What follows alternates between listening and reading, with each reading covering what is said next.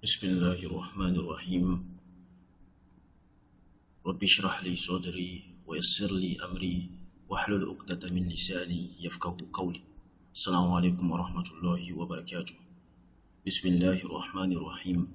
قل هو الله أحد الله الصمد لم يلد ولم يولد ولم يكن له كفوا أحد. Alhamdulillah Rabbil Alameen. Inshallah, today we are beginning our study of Surah Ikhlas, like we made mention before. And once again, I'll just say salam to all those who are participating and those who will view this, inshallah, later on. Surah Ikhlas, of course, we all know a very short surah and a very nice surah of the Quran. And it is a surah that is very prominent to almost every average Muslim knows Surah Ikhlas, but understanding what it entails is also very important. Like the Arab says that khairul kalam ma qalla wa dalla, the best of speech is that which is very short and gets the point across. It is a very short surah, but when it comes to Tawheed, Tawheed, oneness of Allah, it is a very profound surah that gets the point of Tawheed. I mean, the understanding of Tawheed, what Tawheed of Allah is, it gets this point across very easily. And so the Prophet calls it, the Prophet says this particular surah, it is equal to 1/3 of the Quran. Sulusul Quran, the Prophet said. Sulusul Quran, it is equal to 1/3 of the Quran. And inshallah, we are going to be looking at this at the ending part. We will see what this means. What does it mean to be 1/3 of the Quran, inshallah. When it comes to the Sababun Nuzul, the cause of revelation of this particular surah, it is said that some of the mushrikeen or some Jews, the mushrikeen or the Jews, they used to come to the Prophet and ask the Prophet, Siflana Rabbak. Siflana Rabbak, describe your master, your Lord to us. Who is this Allah you have been talking about? Who is he? And so this particular surah comes down to just talk about Allah in general, who Allah is. 1/3 of the Quran is made up of Tawheed. I mean, Ilahiyat, description of who Allah is. You know, almost 1/3 of the Quran is chunked based on, talking to the mushrikeen in Makkah. So it is just telling them whom Allah is. Allah is trying to like Allah says, وَصَرَّفْنَا فِيهِ مِنَ الْوَعِيدِ. Allah diverse therein ayatin mubayyinatin. Allah bring clear signs just to give different angles, just for the mushrikeen to understand who Allah is. So a chunk like 1/3 of the Quran, almost 1/3 or even more of the Quran is made up of Tawheed. And this particular surah is a profound and a summarized version of Tawheed. It's the profound summarization of this 1/3. And so it is simply called 1/3 of the Quran, Surah Quran. Surah Ikhlas, as we know, is the very common name. It has several other names, but Surah Ikhlas is the common name that we all know. And when we see Ikhlas, we all know Ikhlas means what? Sincerity, right? The main thing here is, like we all know, takhallas. We all know this verb, takhallasu, which means to get rid. Let's say this particular hall. Okay, there's a classroom here. If we remove everything, we get the classroom rid of anything. That is takhallus. We have done takhallus. Oh, that is clear. Takhallasa. To remove something from something, to get rid of something out of another thing. That is takhallasa. And that the picture here is to get everything out of the heart and make the heart salim. Is ja'a rabbahu biqalbin salim. To make the heart solely for Allah's sake, or to make Allah the only entity, the only deity of worship in the heart. That is the beauty of this particular name that we have given to this particular surah, that is given to this particular surah, Surah Ikhlas, meaning leaving no room for any other thing except Allah. That is Ikhlas.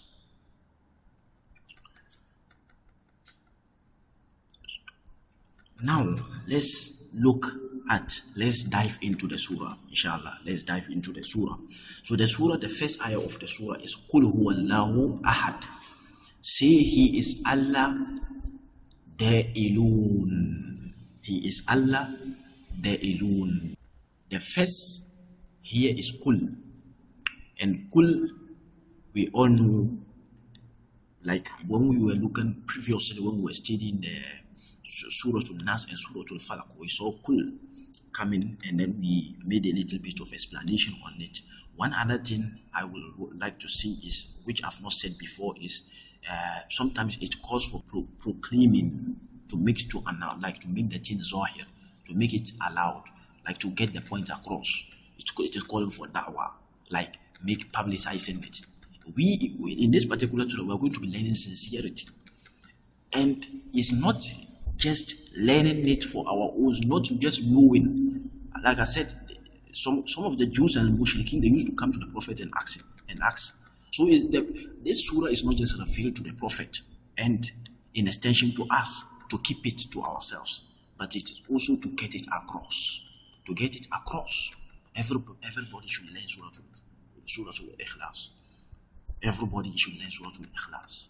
Even our non-Muslim friends, we should get them to know Surah Al-Ikhlas. We shouldn't just keep it to ourselves. We should tell them who Allah is. They should just know something small about the deen, and that is summarized in Surah Al-Ikhlas. You know. So it's not just something that is given to the Prophet, but the Prophet was to give it out to them, to give it as a reply to them, who Allah is, to give it to them in this, brief summarization. I hope that is clear. Okay. So that is Qul huwallahu ahad. Like Sheikh Saadi says here, Qul قولا جازما به معتقدا له عارفا بمعناه هو الله أحد. He is Allah the alone. Huwa, of course, we always see Damir here, and it is the Mubtada, and Allah is the Khabar, and Ahadun is the Khabar Sani, is the second Khabar. So he is Allah the alone, and of course Allah, we all know, it is Ism Alam for Allah, the proper name for Allah. And we have described this before, or we have talked about it in details when we were studying Surah Al-Fatiha. We described, or we studied Allah, the word Allah, into details. Of course, we all know it is coming from aliha, which means to like something, to love something so much, we tend to it to an extent of worshipping it. That is aliha. So he is Allah the alone. The main theme here is focusing on this ahad. Al-ahad, I will translate ahad to mean alone and not one. One is wahid. One is wahid. And ahad is alone. I hope that is clear.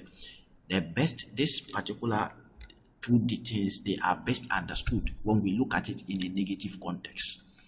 Let's see this particular classroom or this particular hall. If I say, ليس في هنا واحد, it means there isn't here just one, meaning there could be more than two, there could be more than one, there could be two, there could be three, there could be four. I hope that is clear. But if I say ليس في هذا المكان أحد, it means there isn't anybody whatsoever. It is an absolute negation.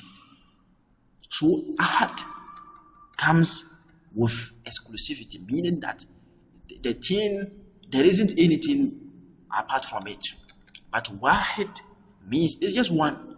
There could be two, there could be three, there could be four. But when we say ahad, bimana laysa lahu sani, there isn't a second, there isn't a third, there isn't any other one. So that is ahad. That is ahad. Qul huwallahu ahad. See, he is Allah the alone. There isn't any masil, any similitude, any likeness to him. Let's look at here what Sheikh Saadi is saying. He says that قد انحصرت فيه الأحدية قد انحصرت فيه الأحدية. Oneness has been confined to him. Oneness has been confined to him. What happens is that if you look at all these religions that we are having today, we have Christianity, we have Judaism, we have idol worshippers, we have all sorts of religions. All of them, they have a problem when it comes to ahad. Ahad is the fasil, is what separates between Islam and any other religion. It is the main separator. It is the main distinguisher when it comes to Islam compared to other religions. All other religions, they just say Allah is, of course, they say Allah is wahid, but they don't accept this ahad. Allah is one, but of course, we can also have our idols. All that is clear. He can be Allah. Yes, we accept the fact that Allah is a creator. Allah is very generous. Allah is very this. Allah is that. But He's not just the only one. We can also have small things that we are doing. That is the problem with any other religion. Look at the Christians. They take Isa alayhi salatu wasalam. Of course, Allah is one. We accept. Allah is very great. Yes, it's true. But there is something like Allah. Okay, Allah has there's a small God, like Isa alayhi salatu wasalam, ma'adallah. And so they are worshipping indirectly, they are worshipping him. The same way with the Jews, Uzair. Then the Mushrikeen, as for them we can't even talk about them. They have idols. They are worshipping. And they say they are small gods. So Allah is coming to refute all this. We're saying that Wallahu Ahad, the alone. And that is what the Mushrikeen and all other religions, they cannot accept. They can't accept the fact that we should just accept Allah alone. The Mushrikeen, it got to a point they came to the Prophet and they told the Prophet, why not we worship Allah maybe today? Then the next day we all worship our idols. Then the next day we all worship Allah again. So let's be doing it. Let's come to some agreement. And so Allah says, Lakum dinukum waliyadin. La a'budu ma ta'budun. I'm not worshiping whatever you worship. Be to your religion and I will be to my religion. We are never the same. Something like that cannot be come to agreement because Allah is ahad. He is the only truth, and any other thing beside him is falsehood. That is what just makes them apart. When we take ahad and compare, and use it as a test, any other religion falls apart. Any other religion shatters. And it is just left with Islam alone. Islam alone. That comes to the oneness of Allah. Allah is just the one who should be the supreme, the authority. He should be the only one. There shouldn't be anything like him. Laysa kamithlihi shay. And any other religion cannot accept this fact. It's very, very interesting. Very, very interesting. Inna ilahakum ilahun wahid. Now, it is not just a matter of other religions. We as Muslims, also, we have to internalize this ayah. And we have to have it in our lives. We have to have it in our lives. When we see this, of course, we are one step. Being a Muslim, meaning it's a one-step appreciation of this. And there's a second step to that. And that is finally internalizing this ayah. Finally internalizing this ayah. Ibrahim alayhi salatu wasalam, he internalized this. He knew what this was. And he had it in him. Subhanallah. He had what it meant to be, to have Tawheed in your life. He is almost the father of Tawheed. So, we Muslims, we have to also internalize this. As I said, just being a Muslim is just one step towards internalizing the fact that Allah is Ahad. But there's a second step, and that is internalizing it. It's very simple to say Allah is one. But is it in our lives? Is it in our lives? You can casually say, yes, we Muslims, we can just say Allah is one. We accept that fact. But is it really in our hearts? That's what means to internalize it. So it doesn't actually require us to to have idols, not to fulfill or not to appreciate that Allah is Ahad. We can simply be Muslims, but still not appreciating the fact that Allah is Ahad. How is our life? We have to look into our lives. What are our main aspirations? What are our aims and goals in life? Is it for Allah? Is it for Allah, or is it for any other things? And that's still the Ahad. The Ahad still implies to that. We shouldn't just be like the Christians. Allah is just something that should be something for emergency when we need Him. That's it. Our life should be totally different. The only thing where we appreciate Allah is in the masjid or in the church. That's all. Outside the church, life is very different. We just do our own things. Then the church, that's the only place to remember Allah. Subhanallah. So every aspect of our life, when we really internalize Ahad, everything in our life is going to be for Allah. Our marriage, our aims in life, our children, why we having children, how to raise the children, every other aspect of our life is going to be solely for the sake of Allah, and it's going to be towards Allah. The main visions beyond our aspirations are going to be for Allah. Like Ibrahim alayhi salatu wassalam, inna salati wa nusuki wa mahyaya wa mamati lillahi rabbil alamin. He cannot even help himself. He just begin by saying, inna salati, indeed my prayers, wa nusuki, and my sacrifice. Before he even mentioned his life, wa mahyaya, and my life, my existence. Subhanallah. So this is even someone who thinks about his salat, his prayers, and his sacrifices, his relationship with Allah. That's what he even comes first before his life, before he even mention wa mahyaya, his existence. So before he even think of his existence, he is thinking about his salat and his sacrifices, his relationship with Allah.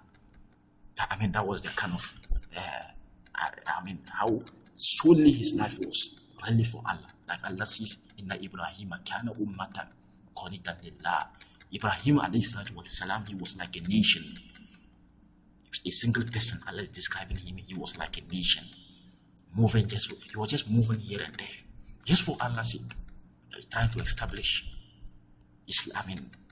Of course, Islam, that's Islam. All the prophets, their main thing was spreading Islam.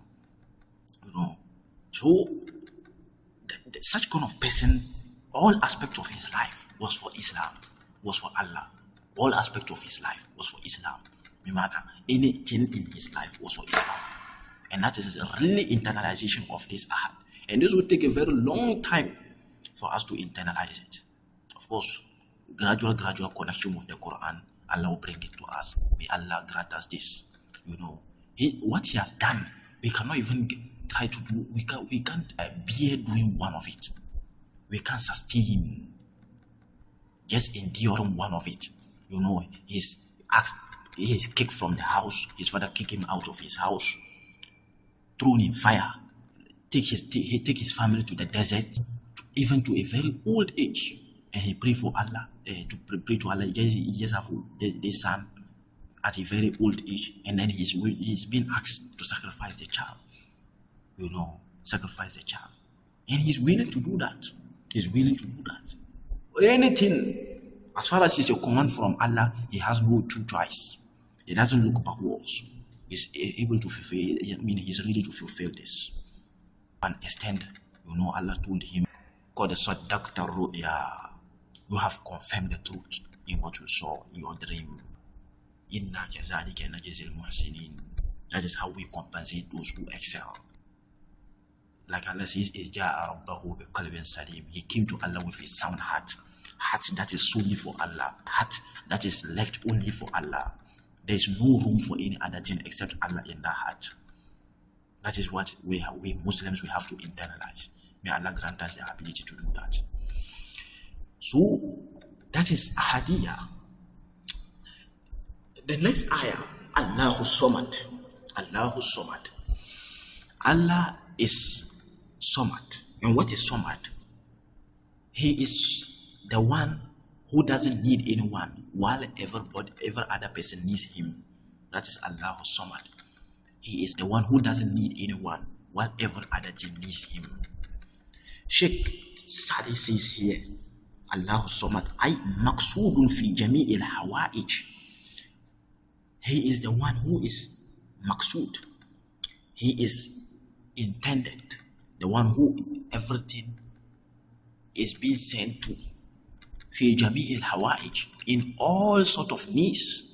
When people have their needs, everybody needs have their needs. The one they tend to is Allah. So هو المقصود في جميع الحوائج في جميع هو المقصود في جميع الحوائج. فأهل العالم العلوي والسفلي مفتكرون إليه غاية الافتقار، يسأله حوائجهم ويرغبون إليه في مهماتهم لأنه الكامل في أوصافه. So there are two things. When we say Samad, there are two things. There are two main things. The first one is Kamil fi sifatihi. He is complete. When something is complete, it has no flaws in it, then that is Samad. That is the first thing. So Samad, bimana Kamil fi awsafihi. It is complete in its features. It has no flaw. So something like that can be called Samad. When something is very pure, very accurate, there's no flaw left in it, it can be called Samad. So that is one thing. Two, Maqsood. Bimana, every other thing needs it. Every other thing relies on it. Every other thing turns back to it. That is Maqsood. That is the second sifa of Samad. So the first thing is Kamil, it is complete. Bizat in its nature, it is complete. Then two, it is intended, everything tend towards it. So that is simplicity, what I said.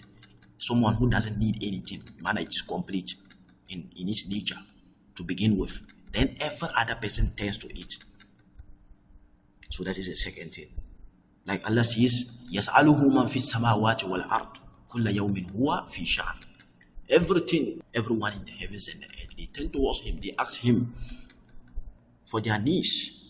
So that is what the Sheikh says here. فَأَحْلُ الْعَالَمِ الْعُلُوِ وَالسُّفْلِي مُفْتَكِرُونَ إِلَيْهِ غَايَةِ الْإِفْتِقَارِ. يَسْأَلُهُ حَوَائِجَهُم, they ask him their needs. وَيَرْغَبُونَ إِلَيْهِ, and then they have desire towards him فِي مَحَمَّاتِهِمْ, in all their concerns. لأنه الكامل في أوصافه, because he is complete in all his sifa, his characteristics. Now, when this is used for Allah as Samad, of course, like I said, it is someone who is pure in his sifa. But like I said, the other thing is Maqsood. Maqsood, he is someone who everything needs. And when it is used for Allah, it is different from any other thing. Of course, you can see here Alif wa Lam here, meaning that indeed Allah, when we use Alif wa Lam, we all know it means definite. It's a definite article. It means you are talking about, you are being specific. It's not just anything. So Allah who's Samad, Allah is only the one who is Samad, who is a real Samad, meaning a complete Samad. Someone can have a small features of Samad. It's just like an outer layer of a fruit. In the outer layer, it can be clean, very beautiful, but inside could be rotten.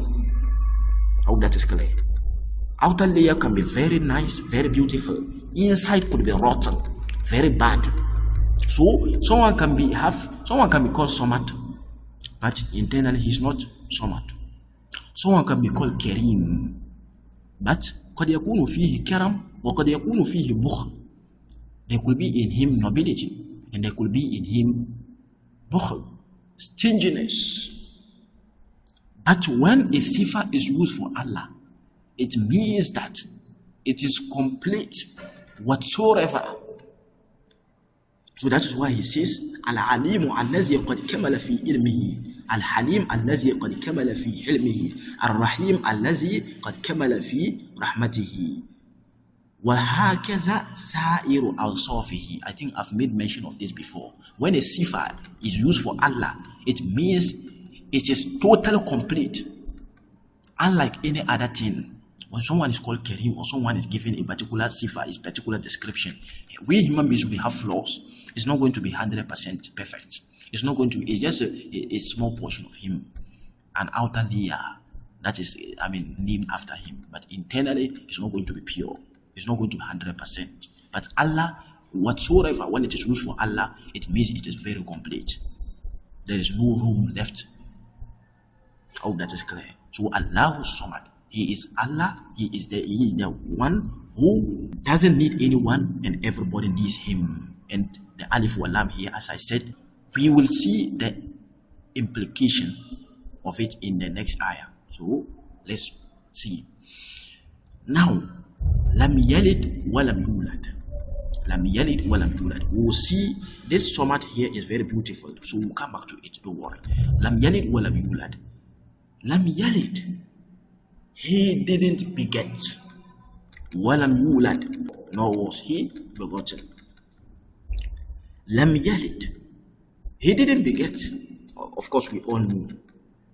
One thing we need to understand here is before someone can have a child, there has to be a spouse with him. He has to have a spouse.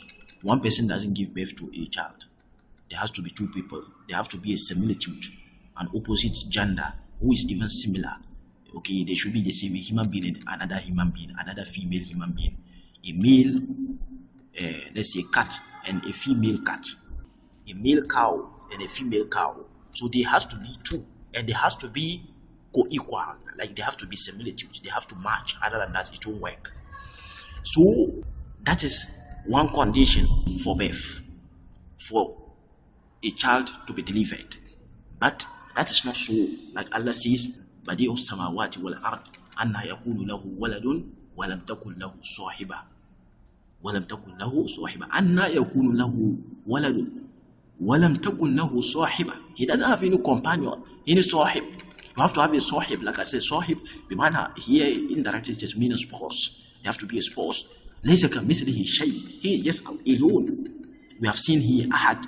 Like I said, any other thing here is going to be building on ahad. You see, all the remaining ayahs are explaining ahad, are coming to show is an extension of ahad. So lam yalid, why Allah already said in Surah Al-An'am before, anna yakunu lahu waladun wa lam takun lahu sahiba. He doesn't have a companion. There is no spouse. 2, a son is a part of his parents. If you give birth to a child, it has to be very similar to you. And so even today, when they want to find whether the actual father of a child, they go to do DNA testing. And so the child is an extension of his father. They have almost similar, similitude. There's a similitude between him and the father. Oh, that is clear. Even the prophet says that in regard to Fatima, innaha bad'atu minni. Innaha bad'atu minni. She is indeed part of me, like the prophet said. And that is true. Even today, science will tell you a child is a portion of his parents. It has similar, they show some kind of similitude. But when it is used for Allah, that is not so. Laysa kamithlihi shay. Laysa kamithlihi shay. La masila lahu. Allah doesn't have any similitude. So there is no spouse, or there is no sahib. There is no companion to begin with. And even if there is a spouse, he isn't like Allah. Even if there's a child, there has to be the child and the father has to have similitude, and that's not so with Allah. So Allah doesn't have a child. Lam yalid, because there is no sahib, and there isn't laysa kamithlihi shay aw la masila lahu. There isn't anyone like him for you to say he's a child of Allah. I hope that is clear. Okay. Why do we even give birth to children? 1, mainly for assistance. People give birth to children, most people, for assistance, or for survival of a lineage. You want your generation to keep on going. You have children, grandchildren, great-grandchildren, and so whatever. You want your lineage to keep on going. So you give birth to children. So it is part of the reason. And assistance, you want children, of course, to be assisting you when you grow up. Oh, that is clear. So it is part. Allah doesn't need all this. And that is what I've said, as-Samad. As-Samad. As-Samad. He is someone who doesn't need anything, so he doesn't need any assistance. He doesn't need any survival of any lineage. He is the one who sustained the heavens and the earth. He doesn't need any kind of lineage to sustain. Oh, that is clear. So that is it. Now, walam yulad, nor was he begotten. Nor was he begotten. If Allah was to be begotten, that means that he would have a beginning. All of us, there was one time we weren't in life.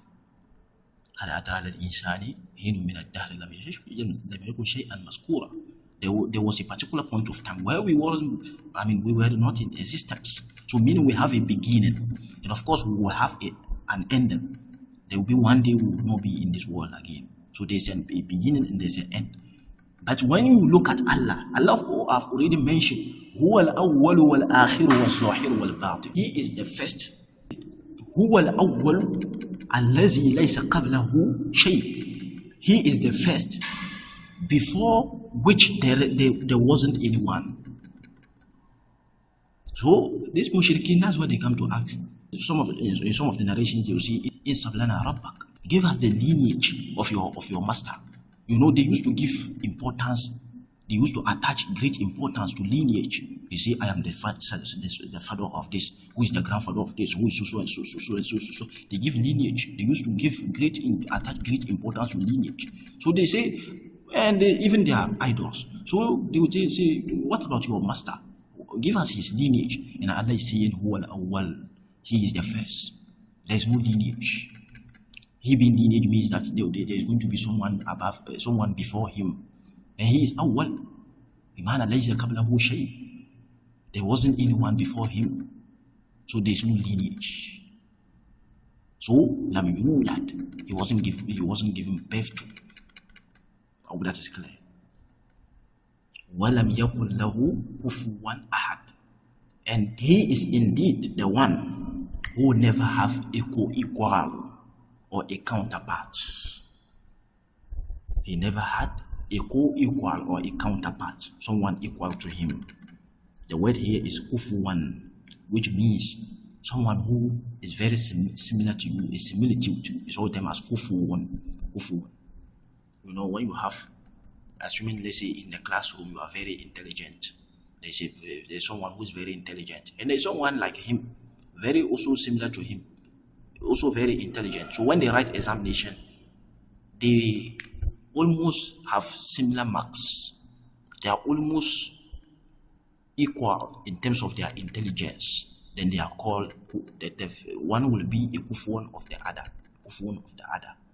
So kufuwan, bimana similitude, co-equal, like you.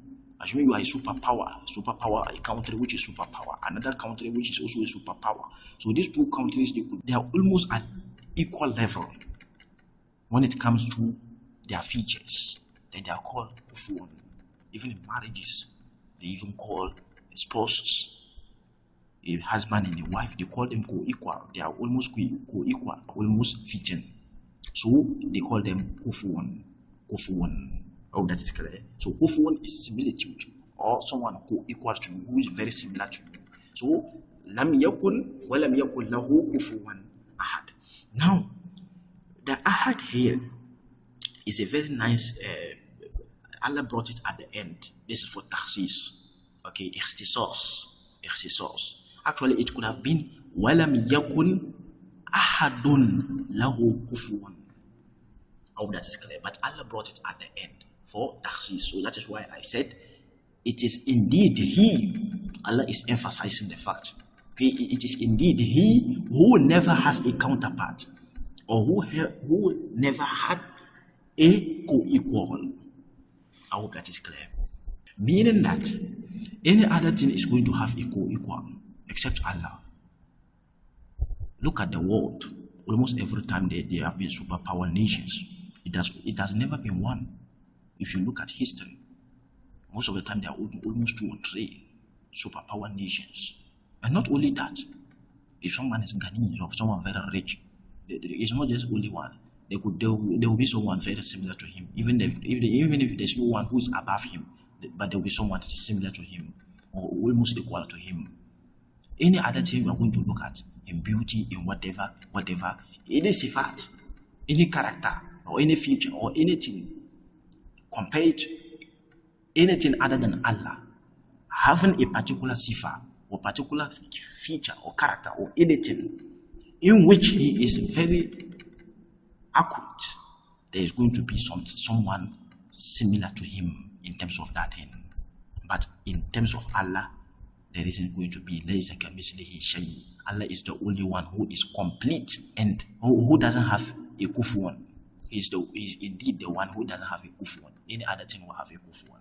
So this is emphasized what ikhtisas, exclusivity. This particular surah, with its shortness, comes to refute and a response to the three groups: the mushrikeen, the Jews, and then the Christians. The mushrikeen, they take Allah, they say Allah have daughters. Of course, they say Allah have, the angels, they say the angels are females and that Allah have daughters. And so Allah says, Allah innahum min ifkihim la yakuluna waladallah wa innahum lakazibun. So the mushrikeen, they say Allah have daughters, and so Allah refute them by this: lam yalid wa lam yulad.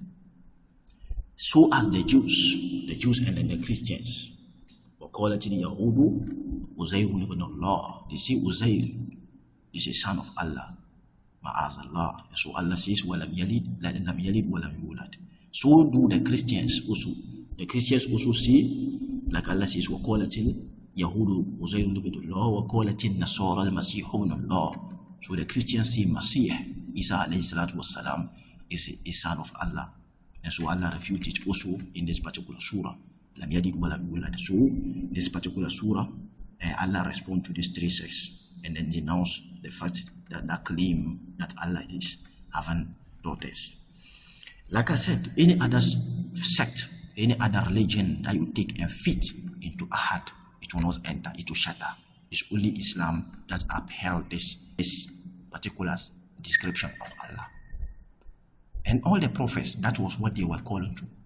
And Abudullah, wajtanibut taghut.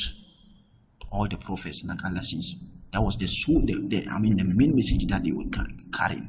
And all the religions, they got corrupted with different infiltrations. Another thing I would like to make mention of is, like I said way before at the beginning, that this particular surah is, like the prophet said, is a sulsul Quran. It is equal to 1/3 of the Quran. And that is, it is equal to 1/3 of the Quran. Like I said before, it is a simple, a profound summarization of Ikhlas or of Tawheed, and 1/3 of the Quran is dealing with Tawheed. So it is almost equal to 1/3 of the Quran. One thing that we need to know is that something being similar to another thing doesn't mean it replaces it, even in Islam in general. Okay, so for example, if I recite Surah to Ikhlas 3 times, it is as if I've recited the whole Quran. That's true. But let's say in Salat, in prayer, when you are praying, then you recite Surah to Ikhlas 3 times. It doesn't mean you have recited the whole Quran, and so Surah Al-Fatiha is part, and you don't need to recite Surah Al-Fatiha. So you can just come and start the prayer, and then you recite 3 Surah Al-Ikhlas without reciting Surah Al-Fatiha. You see, of course, it's equal to the whole Quran, and Surah Al-Fatiha is part of the whole Quran. So there's no need to recite it again. This will not be, this is not so. This is not so. This is not what the Prophet meant. And not only that, as I said, generally in Islam, something being equivalent to something doesn't mean it replaces it. Like the Prophet also says that whoever says La ilaha illallah wahdahu la sharika lah, lahul mulku lahul hamd wa huwa ala kulli shay'in qadir. It is as if he has freed 4 slaves from the children of Ismail. The Prophet said this. It is as if he has freed 4 slaves from the children of Ismail. So assuming, let's say you have a kafara, and then you are supposed to free slaves, and then you say let me recite La ilaha illallah wahdahu la sharika lah. Let me recite this so that it will be as if I've freed 4 slaves. It doesn't mean it can replace the kafara. I hope that is clear. So in general, something being equivalent doesn't mean it replaces it. I hope that is clear. Okay. One other thing I would like to mention is from the Sunnah of the Prophet. The Prophet used to recite this particular surah in the second rak'ah of the Sunnah of Fajr. Before Salatul Fajr, we perform two rak'ahs of this Nawafil, 2 rak'ahs, which is very important. Before the Salatul Fajr, the Prophet used to recite it, Suratul Ikhlas, in the second rak'ah of this particular Nawafil prayer. And so as Salatul Maghrib, and then in Tawaf also. The sunnah after Maghrib, the Prophet will recite it in the second rak'ah also, and in Tawaf, and also in the third rak'ah of Witr, prayers, the Prophet used to recite this particular surah. It's a very beautiful surah, very, very nice surah, which talks about the Tawheed of Allah, and then it is, there's one of the narration, one of the Sahabis, he used to do that whenever he recites Surah Al-Fatiha, and then he recites a surah. He finished reciting this surah, he recites Surah Al-Fatiha, Surah Al-Ikhlas. He recites Surah Al-Ikhlas. Anytime he recites Surah Al-Fatiha and another surah, he finished by reciting Surah Al-Ikhlas. And so the Prophet was informed about this. And so when the Prophet asked him, he said, this particular surah talks about Allah. It's a description of my Lord, and I love Allah. I love it. And so that is why he's reciting it. And so the Prophet told him that Allah loves you in return. Allah loves you in return. Very beautiful. Very, very beautiful. It's a very profound surah. May Allah grant us the ability to internalize this. Sometimes we just eat. We sacrifice a lot, but we don't even know what we are doing. We have been sacrificing every Eid. Look at that. How Muslims are sacrificing animals, slaughtering animals, all this. But the main reason we have to remember, this is someone who was willing to sacrifice everything for Allah. Someone who is ready to sacrifice, even the death. When it comes to death, it's not, he doesn't have two ways about it, But that will be the last thing to do in our life. We are willing to do in our life. So when we are slaughtering, we should also think, what are we doing for Allah? What are we sacrificing for our Allah? Our desires, our everything in life. Why can't we sacrifice? So when we are just sacrificing, on Eid days, this is what should be running in our mind. We should just be thinking about Surah Al-Ikhlas. Ibrahim alayhi salatu was salam. That kind of sacrifice. A sacrifice. This is originating from him. So we should be thinking about him. We should be thinking about this kind of sacrifice. How can we sustain for Allah? There are Muslims who have been sacrificing for several years without even understanding what is happening. And one thing also I'll say is the ideology behind shirk. People worshiping idols. Mostly they worship idols because they think they are very bad. They just understand the fact, I have messed up a lot and I am messing up. And so I cannot get to Allah myself. And so I have to get in between. We call this Shafa'ul Batil. False Shafa'ah. Someone to intercede on my behalf. Sometimes when you get in trouble and then someone who is very prominent, someone who is has a high position in where you commit the crime. Let's say you commit a crime and in your country your father is the president, your father is the prime minister. Of course, they'll just intervene and scrap the case aside, and that's what will happen to you. So this is what these Jews, the Christians and the Mushrikeen, they are doing. They take the idols. مَا نَعْبُدُهُمْ إِلَّا لِيُقَرِّبُنَا إِلَى اللَّهِ زُلْفَىٰ. They are just taking it as positions. The idols, they serve as they will intervene on our behalf in the sight of Allah, so that we will be doing our mess up things. We can mess up a lot in this world. I can do whatever I want. I cannot live up my desire. I cannot live up my life to Allah alone. I just want to live my life the way I want. I don't want it to be dictated by Allah and His religion. So that on the day of judgment, these idols, and I'll take these idols, so that on the day of judgment, they will come in between and they will intercede on my behalf. The same way as the Christians. The Christians are the same thing. Most people who do that, they mostly understand that they have big crimes that they are committing and they can't leave it. Why can I leave all these things? Maybe someone have a super haram business and he just think, if I accept Islam, I have to leave it. One time, I will not mention the place. We went to a place and then there was one man, he was asking us, we talked to him about Islam. And he is saying that he was asking us, how can I accept Islam? While I am running this business. He was rearing pigs. Pig, pork, those animals. That's what he was rearing. That was the business he was involved in. And so he was thinking, if I accept Islam doesn't support this thing. Islam condemns this thing. So if I accept Islam, that will mean that my source of sustenance is going to be cut. And so that is what he's looking up to. And so not just only that, most people, that's what they say. I'm engrossed in a super haram business. And not only business, I'm engrossed in a lot of haram things. And I can't leave them for Allah. So I have to maybe say, Jesus is God. Or Uzair is God. Or I have small idol. So that on the day of judgment, Isa alayhi salatu wasalam will come and intercede on our behalf. Subhanallah. La taziru waziratun wizra ukhra. May Allah make us understand this. May Allah make us understand this and internalize this. We as Muslims, may Allah protect our iman and grant us sincerity and grant us the ability to help His religion and to help us with it. Jazakumullahu khairan. Assalamu alaikum wa rahmatullahi wa barakatuh. Inshallah, in the next session, we will continue with the next surah, inshallah. Barakallahu li wa lakum fi Qur'an al-Hakim wa nafa'ani wa iyyakum bil ayati wa zikr al-Hakim. Assalamu alaikum wa rahmatullahi wa barakatuh. Inna anzalna